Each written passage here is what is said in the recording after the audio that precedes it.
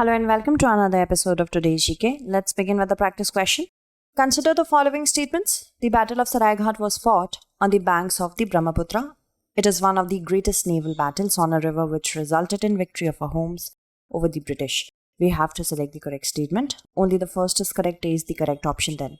On the occasion of the 400th birth anniversary of Lachit Borphukan, the President of India will be on a 3-day visit to Assam from 25th to 28th February, and Lachit Borphukan was known for his leadership in the Battle of Saraighat 1671, in which an attempt by Mughal forces to capture Assam was thwarted.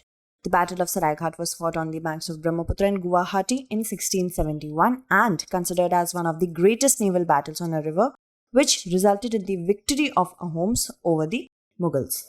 Nathdwara paintings recently seen in the news belong to which of the following schools of art?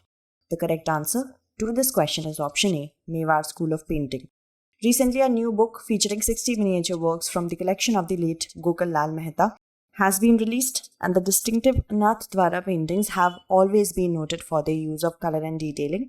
Usually, the deity is represented as Sham, while the Pichwai backdrop and other elements exude vibrance. Mewar School of Painting is one of the most significant schools of Indian paintings of the 17th and 18th centuries, and it was developed in Hindu Principality of Mewar.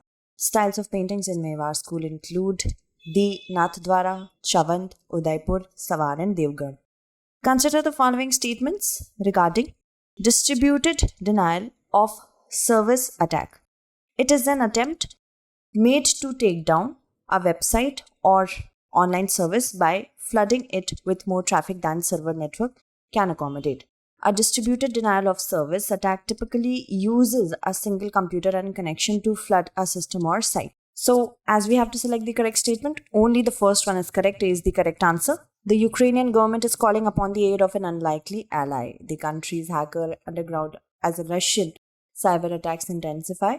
A distributed denial of service attack is an attempt made to take down a website or online service by flooding it with more traffic than server network can accommodate. In a DDoS attack, the traffic can come from hundreds of or thousands of sources, which makes it near impossible to stop the attack simply by blocking a single IP address. Sites also struggle to differentiate between a legitimate user and attack traffic. A DDoS attack differs from a denial of service attack, which typically uses a single computer and connection to flood a system or site. Consider the following statements. Coffee grown worldwide can trace its heritage back centuries to the ancient coffee forest in Brazil. Karnataka is the largest producer of coffee in India, and mainly Arabica coffee is produced in India. We have to select the correct statement. Only second statement is correct. B is the correct answer. The current crisis has put Indian coffee exports to Ukraine and neighboring countries in jeopardy. The Coffee Board has said coffee grown worldwide can trace its heritage back centuries to the ancient coffee forest on the Ethiopian plateau. Coffee was introduced to India during the late 17th century, and the story goes that an Indian pilgrim to Mecca smuggled 7 beans back to India from Yemen in 1670 and planted them in the Chandragiri hills of Karnataka. It was illegal to take coffee seeds out of Arabia at that time. Karnataka is the largest producer of coffee in India. The two main varieties are Arabica and Robusta, and the production of Robusta coffee in India is almost double that of Arabica. Consider the following statements about Abhinav Bharat Society. It was a secret society associated with revolutionaries and political activists. It was founded by Shyamji Kishan Vermaji in 1905. We have to select the correct statement. Only the first is correct is the correct answer. The Prime Minister has paid tributes to freedom fighters Veer Savarkar on his Punyatithi. He was an independence activist, politician, lawyer and writer, also known as Swatantraya Veer Savarkar. Founded a secret society called Abhinav Bharat, which was related to revolutionary and political activities, went to the UK and was involved with organizations such as India House and the Free Indian Society, involved in the formation of Hindu Mahasabha, and he was the president of Hindu Mahasabha from 1937 to 1943. Savarkar wrote a book titled The History of the War of Indian Independence, in which he wrote about the guerrilla warfare tricks used in 1857 Sepoy Mutiny. He also wrote the book Hindutva, Who is Hindu? Consider the following statements with reference to exercise Dharma Guardian. Dharma Guardian is an Indo-Japan joint military exercise that started off in 2018 and it is a biannual training event. So only the first one is correct. India and Japanese armies to start their annual Dharma Guardian exercise in Karnataka over the weekend. The exercise will begin on February 27 and go until March 10 at the Foreign Training Node in Belgaum, Karnataka. It is an Indo-Japan joint military exercise that started off in 2018 and the exercise takes place between the armies of both the countries. It is an annual training event and the scope of this exercise covers joint training on counter-terrorism operations in the jungle and urban scenarios. Arrange the following capitals from north to south: Budapest, Warsaw, Vienna, Vilnius. We have to choose the correct answer. So the correct answer should be option A. First we have Vilnius, then we have Warsaw, then we have Vienna and Budapest.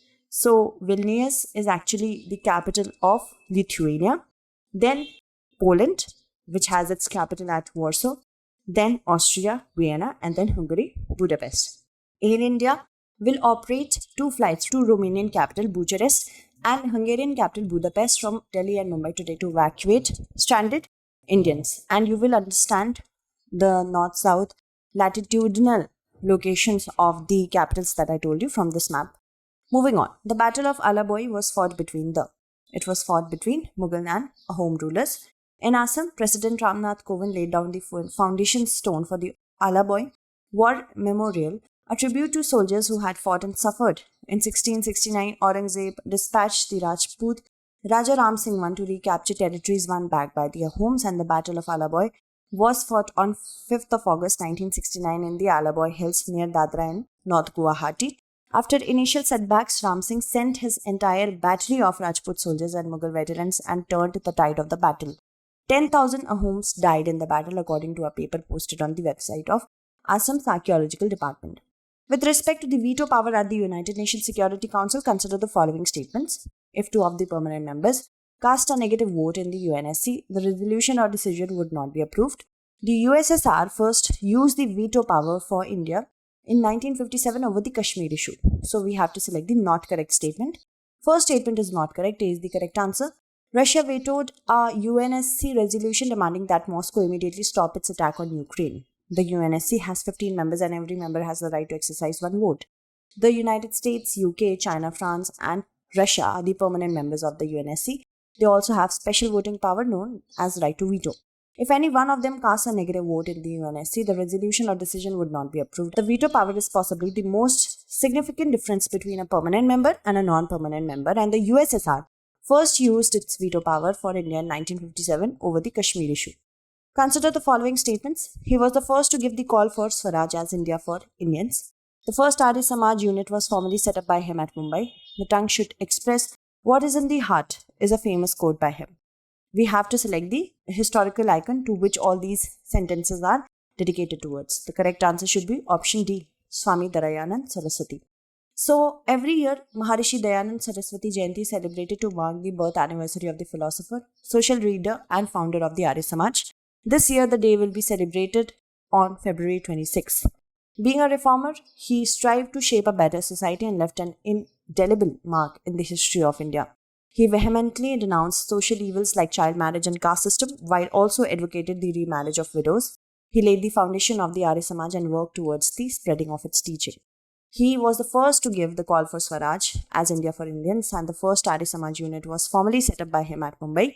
The tongue should express what is in the heart is a famous quote by him.